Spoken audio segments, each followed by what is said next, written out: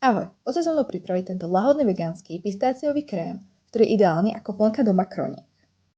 V malom hrnci si zmiešaj 140 g rastlinnej smotany na šľahanie rama 31%, 25 g kryštálového cukru, pol čajovej lyžičky vanilkovej pasty a 100 g pistáciového krému a priveď k varu.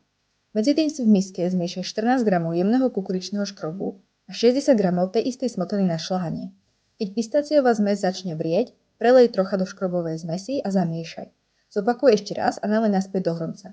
Tento krok je veľmi dôležitý, aby sa škrobová zmes nezrazila a nemali sme v kréme hrudky.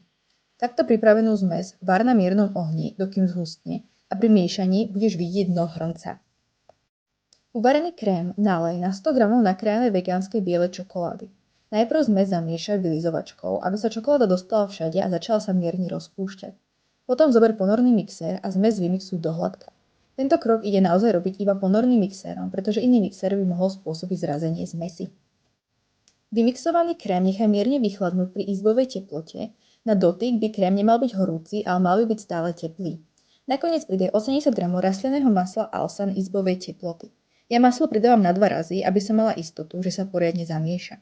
Pokiaľ by si maslo dával do príliš horúceho krému, krém by sa mohol zraziť, takže dávaj na tom veľký pozor.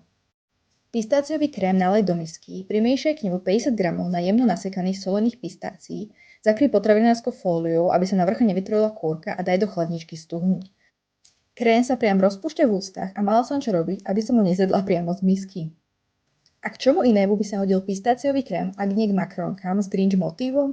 Sladká makronka s jemne naslanou pistáciovým krémom sa úplne rozplýva v ústach. Dokonca ani Grinch neodolal a všetky makronky mi ukradol. Vianoce sa blížia a na záver už iba enjoy!